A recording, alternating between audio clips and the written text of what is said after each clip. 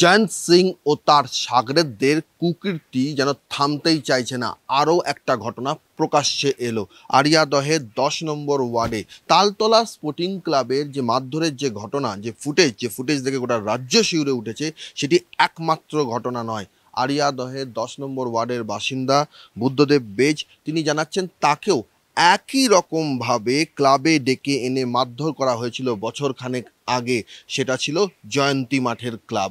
এই জয়ন্তী মাঠের ক্লাবে গত বছর জানুয়ারিতে আপনাকে ডেকে যখন মারধর করা হয়, গত বছর যখন মারধরের ঘটনাটা ঘটে, তার আগে কেন মারধরের ঘটনা ঘটলো, কি ঘটেছিল আপনার সঙ্গে? ওনারা আমার কাছে তালা চেয়েছে, এই যে আপনার যে তন্ময় ধর আছে অনেক টাকা দাবি করেছিল, সেই টাকা না দিয়াতে আমার দোকানের মধ্যে কত টাকা?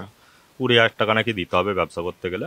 তো টাকা এককালীন নাকি মাসে মাসে? না না না, উনি চেয়েছিলেন যে কোনো পুজো পারপাসের ইয়েতে হয়তো চেয়েছিলেন, ক্লাবে অনুষ্ঠানের জন্য। সেটা না দিতে পারাতে আমার দোকানের মধ্যে এরকম একটা হামলা করে। তো যার ভিডিও ফুটেজ আমি আপনাদেরকে দিয়েছি, তো সেই ভিডিও ফুটেজ নিয়ে আমি থানাতেও গেছিলাম। থানায় ওদের এগেনস্টে জিডি করাটা ছিল আমার সব থেকে বড় ভুল, যেটা আমি বুঝতে পারিনি। তো থানা হয়তো ওদেরকে কোনো ইনফরমেশন দিয়েছিল, যে কারণে ওরা আমাকে জয়ন্তী মাঠে ডেকেছিল, যে জয়ন্তী মাঠে আসবে, তোমার এই ব্যাপারটা নিয়ে আমরা একটু আলোচনাই করবো। গত বছর কোন মাসের ঘটনা? ওইটা আপনাদের দেখুন ভিডিও ফুটেজে যেটা ডেট আছে, আমার অ্যাকচুয়ালি তার পরের দিনেই ডাকা হয়েছিল, মানে 4 জানুয়ারি। ভিডিও ফুটেজের ডেটটা হচ্ছে 3 জানুয়ারি। হ্যাঁ, 4 তারিখে আমাকে ডাকা হয়েছিল। তো আমি সংক্ষেপে ওদের পুরো নামও জানি না। তন্ময় ধর ভালো নাম ওর, আর ওর যে গ্যাং থেকে আমাকে একজন ডেকেছিল তার নাম হচ্ছে অভি। আমি ছেলেটাকে ভালো হিসাবেই ভাবতাম, কিন্তু ও হচ্ছে মেন ওর সাগরেদ। তো তন্ময় ধর ছিল সেদিন ঘটনাস্থল? হ্যাঁ, ঘটনাস্থলে উনি পাঠিয়েছিলেন ওখানে। তো ওইখানে গিয়ে তন্ময় ধর নিজে আসেননি, তো সাগরেদদের দিয়ে পাঠিয়েছিল ওইখানে। জয়ন্তী মাঠে তন্ময় ধর কে? অ্যাকচুয়ালি বাপ্পা নামে পরিচিতি এলাকায়। তো ওইখানে জয়ন্তী মাঠে তো আমাকে অসংখ্য তন্ময় ধর ওরফে বাপ্পার সঙ্গে জয়ন্ত সিং এর কি সম্পর্ক? ও খুব ক্লোজ সম্পর্ক। এমনকি আমার দোকানে প্রথমে কাস্টমার ছিল এই তন্ময় ধর। তো একটা সময় এমনই কাস্টমার ছিলেন যে উনি সব কথা বলতেন। তো এইরকমও বলেছেন যে জয়ন্ত সিং এর সঙ্গে সুন্দরবনে গেছেন, হরিণের মাংস খেয়েছেন 15,000 টাকা কিলো দিয়ে, এইরকম ব্যাপার। ওদের কাছে টাকাটা এমনই ব্যাপার, কোনো ফ্যাক্টর না। ওনারা যা চাইবেন সবই করতে পারেন। তারপর আপনাকে জয়ন্তী ক্লাবের মাঠে দেখুন, আমার ওয়াইফকেও তুলে নিয়ে আসার হুমকি দিয়েছিলেন, যেখানে আমার ওয়াইফ পর্যন্ত মিডিয়াতে আসতে ভয় পাচ্ছে। ওরা এতটাই প্রভাবশালী যে আমার ওয়াইফ এখান থেকে ছোট থেকে বড় হয়েছে, ওনাদেরকে ভালো করে জানে যে ওনারা কতটা প্রভাবশালী। জিনিসটা মারধরটা আমি এখনো পর্যন্ত আতঙ্কিত যে এদেরকে গরু ছাগলকে এরকম করে পিটায় না। আমি একটা সামান্য নর্মাল, আমার ব্যবসা করি, ঠিক আছে, আমি কোনো গুন্ডা মস্তান না। তো আমাকে মারার জন্য 30-35টা ছেলে লেগে যায় এদের। এবং কি যে যেরকম ভাবে পেরেছে আমাকে বুকে পেটে লাথি মেরেছে, প্রচুর মেরেছে, মাটিতে ফেলে এমন ভাবে মেরেছে যে আমি সত্যি কথা বলছি, আমার নিজের এখনো পর্যন্ত চোখে জল আসছে যে ওরা যেভাবে মেরেছে এভাবে কেউ কাউকে কোনোদিন মারে না। আমি হাসপাতালে যাবার আগেও আমি হাসপাতাল পর্যন্ত ঢুকতে পারিনি, যে হাসপাতালে গেলে এটা মেডিকেল রিপোর্ট হবে, থানা পুলিশ হবে। তো আমি ওদের এগেনস্টে আমি ভয় পেয়ে আমাকে প্রাইভেট থেকে আমাকে ওষুধ কিনে খেতে হয়েছে। আমি 2 দিন আমি শুয়েছিলাম, আমি বিছানা থেকে উঠতে পারিনি। জয়ন্ত সিং তন্ময় ধরদের আতঙ্কে আপনি হাসপাতালে পর্যন্ত যাননি? আমি হাসপাতালে পর্যন্ত যেতে ভয় পেয়েছি, হাসপাতালে আমি পর্যন্ত যাইনি। এবং থানায় যে কারণে ভয় এদেরকে, দেখুন, থানা পুলিশ হচ্ছে এদের পুরোটাই কবজা। আমি আপনাকে দেখুন, এই কিছুদিন রিসেন্টলি আমার ঘটনা বলছে, আমার তোলা চাওয়া নিয়ে আমার দোকানটাকে বন্ধ করে দিয়েছে ওরা। 2 নম্বর হচ্ছে এই যে কোর্টের রিপোর্ট নিয়ে আমি যে নোটিশ নিয়ে থানাতে গেছি, থানা উল্টে আমাকে বলছে 15,000 টাকা তোমাকে দিতে হবে। এই দক্ষিণেশ্বর থানারই এএসআই আছে প্রণব ঘোষ। সেদিন আপনি বলছেন প্রায় 2.25 ঘন্টা ধরে আপনাকে মারধর করা হয় রাত্রি 8টার থেকে। সেই মারধর করা অবস্থা আপনি নিজে উঠে ফিরে এলেন? আমাকে নিয়ে এসেছিল অন্য ছেলে যে গেছিল, সে আমাকে বাইকে করে নিয়ে এসেছিল। তারাই আমাকে ওষুধ, আমি উঠতে পারিনি, তারাই আমাকে নিয়ে গেছিলো ওষুধ দোকানে ওষুধ কিনে দিতে। তো আমি যখন হসপিটালে যাবো, তারা আমাকে মানা করেছিল যে হসপিটালে ঢুকলে এরকম মেডিক্লেম হবে, ঠিক আছে, থানা পুলিশ কোর্ট কাচারি হয়ে যাবে, তো এদের এগেনস্টে পারবি না, ছেড়ে দে, ঠিক আছে, ব্যবসা করছি। আমিও সত্যি কথা, তখন বাইরে থেকে এসে আমি ব্যবসা করতাম, আমি কাউকে চিনতাম না, জানতাম না, কার কাছে যাব। আমি থানাতে গেছিলাম, থানা থেকেই ইনফরমেশন এরকম করে দিয়ে আমাকে অ্যাকচুয়ালি মার খাওয়ার ঘটনাটা থানায় জড়িয়ে। জয়ন্ত সিং এর 40 শাগরেদ আপনাকে কি শুধু হাতে পায়ে দিয়ে মারলো, হাত পা দিয়ে মারলো, লাঠি দিয়ে মারলো? লাঠি ছিল, পায়ে করে মেরেছে, জুতোই করে মেরেছে, ঠিক আছে, যে যেরকম ভাবে পেরেছে মানে মেরেছে এলোপাতাড়ি ভাবে। মারতে মারতে আমাকে বলছে আমাদেরকে চিনিস, ঠিক আছে, তোকে মেরে এক্ষুনি গঙ্গায় ভাসিয়ে দেবো, ওর পাশেই গঙ্গা আছে, জয়ন্তী মাঠের পাশে আপনার গঙ্গা আছে, কেটে ফেলে দেবো, ঠিক আছে, এরকম হুমকি। সব মধ্যবস্ত অবস্থায় ছিল। এত গালিগালাজ মানে মুখে আনা যাবে না। মা বোন তুলে, এদের কাছে এইগুলো কোনো ব্যাপার না। মহিলাগুলো তো এদের কাছে ছেলে খেলা। এই তন্ময় ধর একাধিক নারীর সঙ্গে যুক্ত আছে, সেগুলো নিজেদের আমরাও মানে পরোক্ষভাবে আমরা দেখেছি যে একাধিক নারীর বাড়িতে যায়, মহিলা নিয়ে ফুর্তি করে, এই হচ্ছে এদের ব্যাপার। সেই ঘটনার পর আপনি থানায় গিয়েছিলেন, আপনারা তো থানায় গেছিলাম, কমপ্লেন করেছিলেন, থানায় পুলিশ প্রশাসন এইসব ব্যাপারে জিডি নিয়েছে তো আপনার থানায় কমপ্লেন? থানায় কোনো কাজ হয় না, থানা উল্টে টাকা চায়, থানা কোনো কাজ করে না। এই দক্ষিণেশ্বর থানাতে অনেক ঘটনাতে গেছি, আজকে একবার না বহুতবার গেছি, কিন্তু কোনো কিছুতে এরা কাজ করে না। কেন এই কথা বলছেন? আপনার তো জিডি নিয়েছিল, আপনাকে নাম্বার দিয়েছে, জিডি নাম্বার জিডি দিয়ে নাম্বার দিয়েছে। তার পরবর্তী দিনেও যখন আমার দোকানে ঝামেলা হয়েছে, আমি গেছি, তখন আমাকে একটা কথা বলছে, ওদের সঙ্গে বসে মিটিয়ে নাও। এর আগে যে ঘটনাটা ঘটেছে, এই অফিসারই ডাইরেক্ট আমার সামনে বাপ্পাকে ফোন করছে, ওরপে তন্ময় ধরকে ফোন করে বলছে যে তুমি ব্যাপারটা বুঝে নাও, ঠিক আছে। এই তন্ময় ধরকে আমি যখন এইখানে এসে যখন বসলাম, আমাকে বলছে যে হ্যাঁ এরকম তোমাকে টাকা দিতে হবে।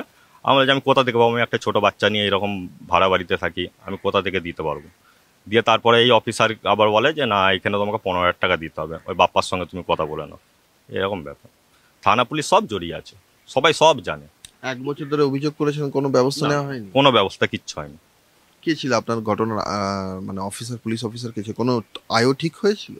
না না, তখন যে অফিসার ছিল, অফিসার বদলি হয়ে গেছে, অফিসার চিনে না। বর্তমানে যে অফিসার ছিল আমার ডিউটি অফিসার, যার কাছে আমি কমপ্লেন করেছিলাম, সব সেই দেখছি একই ব্যাপার, একই ক্যাটাগরি, কোনো অফিসারই ঠিক নেই, সব অফিসার এক। ব্যারাকপুরের সিপি তো পুলিশ কমিশনারেট আমি- অলোক রাজরিয়া, আমি- তিনি তো বলছেন আমি যে যে ব্যারাকপুর অভিযোগ আছে সেই অভিযোগ কমিশনার- অনুযায়ী ব্যবস্থা নেওয়া হচ্ছে।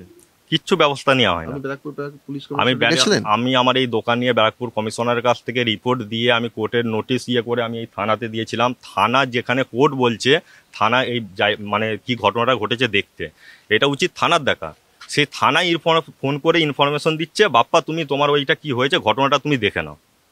তাহলে আমি কার কাছে যাব? তাহলে আমি কোর্ট থেকে হয়ে কোর্টের নোটিশ নিয়ে থানায় না গিয়ে আমি তো ডাইরেক্ট বাপ্পার কাছে যেতে পারতাম। মানে আদালতের নির্দেশ হচ্ছে যে থানাকে বলা হচ্ছে বিষয়টি দেখার জন্য, থানা তন্ময় ধর ওরফে বাপ্পাকে বলছে বিষয়টি বাপ্পাকে মিটমাট করে বিষয়টি নেওয়ার দেখার জন্য। বলছে, বাপ্পাকে ফোন করে বলছে যে বাপ্পা তুমি এই বিষয়টা দেখে নাও। তাহলে এবার বলুন যে আমরা কোথায় যাব? এরকম অনেক ঘটনা আছে, অনেক লোক সামনাসামনি আসতে চায় না, ভয় পায়। যেরকম আমিও অ্যাকচুয়ালি দেখুন এখনও ভয় আছে, আপনারা চলে যাবেন, কিন্তু এরপরে দেখুন আমার কাছে অনেক ফোন আসবে, অনেক থ্রেট আসবে, অনেক কিছু আসবে। যেরকম আমার ওয়াইফকে তুলে নিয়ে যাওয়ার ঘটনা বলেছিল, যে তোমাকে বাড়ি থেকে তুলে নিয়ে আসবো। সেটা কোন তো ঘটনা? ওই মারামারির পরেই আমার ওয়াইফকে ফোন করে বলা হয়েছিল যে তোকে তুলে নিয়ে আসবো। এই বাপ্পাই বলেছিল ফোন করে যে তোকে তুলে নিয়ে আসবো, কেউ কিছু করতে পারবে না। তো আমার ওয়াইফও ভয়ে মিডিয়াতেও আসতে চায় না, ও কমপ্লেনও করতে চায় না, কারণ ও জানে যে এই বাপ্পার কতটা পাওয়ার আছে, প্রচুর পাওয়ার। আপনার এই দুটো দোকান বন্ধ হলো কিভাবে? এই বন্ধের পেছনে এই বাপ্পা ষড়যন্ত্র করে বন্ধ করেছে। অ্যাকচুয়ালি হচ্ছে আমার এই ব্যবসাটা হচ্ছে দেখুন 2 বছর হতে যাচ্ছে। তো আমি সরকারকে ট্যাক্স দিয়ে ব্যবসা করছি, আমার আইটি ফাইল থেকে আরম্ভ করে সব কিছু আছে, ব্যাংক লোন আছে, আজকে বাচ্চাকে পড়াশোনা করাচ্ছি, এত কিছু করছি। একটা চালু ব্যবসাতে কখনো ইলেকট্রিক লাইন অফ হয় না। সে বাড়িওয়ালা বলছে যে আমাকে কাউন্সিলর আর বাপ্পা ইলেকট্রিক লাইন অফ করতে বলেছে। মানে এদের এতটাই পাওয়ার যে একটা চালু ব্যবসাতে এরা ইলেকট্রিক লাইন অফ করে দিতে পারে। এরা আইন কানুনকে এইগুলোকে কোনো কিছু মানে ভরসা করে না, এরা জানে যে এইসব আমাদের জন্য কিছু না, ওদের এইগুলো ভাত ঘর। এই দেখুন জেলে যাবে, আসবে, বেরোবে, ঠিক আছে, তেড়ে দেবে, এদের চলতেই থাকবে, এইগুলো কিচ্ছু হয় না ওদের। এর মধ্যে গোটা ঘটনায় আপনার মূল অভিযোগ তন্ময় ধর ওরফে বাপ্পার বিরুদ্ধে আপনার মূল অভিযোগ। জয়ন্ত সিং এর মধ্যে কোনো ভূমিকা আছে নাকি? তাহলে তো জয়ন্ত সিং এর মধ্যে কোনো ভূমিকা নেই। অ্যাকচুয়ালি তো দেখুন এই জয়ন্ত সিং এর পাওয়ারটাতেই তো এরা কাজে লাগাচ্ছে, মেন সাপোর্ট তো ওইখানে মেন বস বসে আছে, এখানে বাপ্পা তো কিছু না, বাপ্পা এখানে চুনোপুটি, মেন হচ্ছে জয়ন্ত সিং, ও যেটা বলবে সেটাই ঠিক। আপনার দোকান থেকে আপনার দোকানের মালিককে বলা হয় আপনার দোকান যাতে আপনি তুলে দেন, সেই জন্য? হ্যাঁ, আমার দোকানের মালিককে বলা হয় যে ওকে দোকান থেকে তুলে দেওয়া হোক। আমার বাড়িওয়ালাকেও থ্রেট দেওয়া হয় যে তুমি ওকে এখনো কেন রেখেছো। আমি তখন আমার বাড়িওয়ালাকে বলি যে দেখুন আমার সঙ্গে আপনার এগ্রিমেন্ট আছে, আপনি মনে করলে আমাকে তুলতে পারেন না, তাও আমি চাই না আমার কারণে কারোর কোনো অসুবিধা হোক, আমি ঘর ছেড়ে দিতে রাজি আছি। তো তখন বলে যে না আমি ভাড়া পাচ্ছি, কেনই হবে, কিন্তু দেখ আমি তো রাত্রে ভিতরে আসি, তোর কারণে যদি আমার উপরে টর্চার করে কি করবো। আমি বললাম যে ঠিক আছে, তুমি তাহলে ওদেরকে এক কাজ করো, ওদের কোনো কল রেকর্ডের দাও, বা 2 নম্বর হচ্ছে বলো ওদেরকে যে আমাকে তুলে দিতে। তাহলে আমি সেরকমভাবে আইনত আমি দেখি আমার অ্যাডভোকেটের সঙ্গে কথা বলে সে কি বলে, তো সে আমাকে বলেছিল। এখন তো জয়ন্ত সিং এর বিরুদ্ধে, তার সাগরেদদের বিরুদ্ধে অভিযোগ দায়ের হচ্ছে, সিপি নিজে প্রেস কনফারেন্স করে ব্যবস্থা নেওয়ার কথা বলছেন, পুরনো কিছু অভিযোগ থাকলে সেক্ষেত্রেও ব্যবস্থা নেওয়ার আশ্বাস দিচ্ছেন। আপনি এখন কেন সিপির কাছে গেলেন না এই ঘটনার পর? দেখুন আমি সত্যি কথা বলছি যে সিপি বলছে সব কিছু ঠিক আছে, কিন্তু এখনো পর্যন্ত আমি দেখতে পাই না আমাদের পশ্চিমবাংলার আইনে মানে কোনো কিছু আইনের ব্যবস্থাটা সেরকম আছে বলে।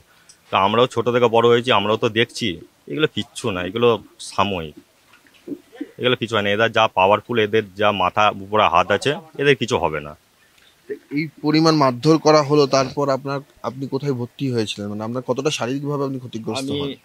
আমি এতটা হয়েছিলাম যে শরীর অসুস্থ ছিল, যে আমাকে এখানে 2 দিন আমি ওষুধ খেয়েও আমি এখানে দোকানে কাজ করতে পারি না। আমাকে 1 সপ্তাহ মতো দোকান বন্ধ রেখে আমাকে আমার নিজের দেশে, আমাকে বাঁকুড়াতে চলে যেতে হয়েছিল, সেখানে আমাকে থাকতে হয়েছিল। দিয়ে তারপরে আমি এখানে এসে আমি আস্তে আস্তে আবার ব্যবসা করা আরম্ভ করি। তো তারপরেও এদের অত্যাচার কমেনি। আমি চুপচাপ সহ্য করে নেওয়ার পরেও আমি দেখেছি এদের অত্যাচার দিনের পর দিন মানে বাড়তে আছে। এখন কেন মুখ খুলছেন? এখন মুখ খুলছি, সত্যি বলতে আমার নিজেরও খারাপ লেগেছে যে আজকে ধরুন আমি চুপ থাকবো, আজকে আমার মতন অনেকেই চুপ আছে, কিন্তু এই যে মহিলার গায়ে হাত দিয়েছে, সব থেকে খারাপ লেগেছে এই একটা জায়গাতে। আজকে ওনার জায়গায় যদি আমারও মা হতো, ঠিক আছে, সেই জায়গায় প্রতিবাদ করাটা দরকার ছিল। তাই আমি আজকে জানানোর এই জিনিসটা প্রয়োজন মনে করেছিলাম, যে তাই ভয় সব কিছু কাটিয়ে আজকে জানিয়েছি যে আমার সঙ্গেও এরকম জিনিস ঘটেছিল। বুদ্ধদেব বেজ যে বাড়িতে থাকেন, প্রতিবাদ করার জন্য তাকে সেই বাড়ি থেকে তুলে দেওয়ার হুমকি দেওয়া হয়, তার যে দোকান সেই দোকান বন্ধ করে দেওয়া হয় এবং তাকে ক্লাবের মাঠে ডেকে এনে বেধড়ক মারধর করা হয়। এই ঘটনায় 1 বছর আগে দক্ষিণেশ্বর থানায় কমপ্লেন করেছিলেন, অভিযোগ করেছিলেন, সেই অভিযোগপত্রের নাম্বার দেওয়া হয়েছিল থানার তরফে। তারপরও সেটিকে নিয়ে কেন তদন্ত এগোলো না, সেই প্রশ্ন উঠছে। আর সেই প্রশ্নের উত্তরে বুদ্ধদেব বেজরা বলছেন তার একটাই কারণ, জয়ন্ত সিংয়ের গ্যাংয়ের ত্রাস এতখানি আরিয়াদহ জুড়ে রয়েছে যে সেক্ষেত্রে পুলিশ প্রশাসনও পদক্ষেপ করতে চিন্তা ভাবনা করেন। সত্যি কি পুলিশ প্রশাসন পদক্ষেপ করতে চিন্তা ভাবনা করেন? এর উত্তর সবচেয়ে ভালো দিতে পারবে ব্যারাকপুর কমিশনারেট। ক্যামেরা দীপঙ্কর জানার সঙ্গে সৌরভ দত্ত, TV9 বাংলা, আরিয়াদহ।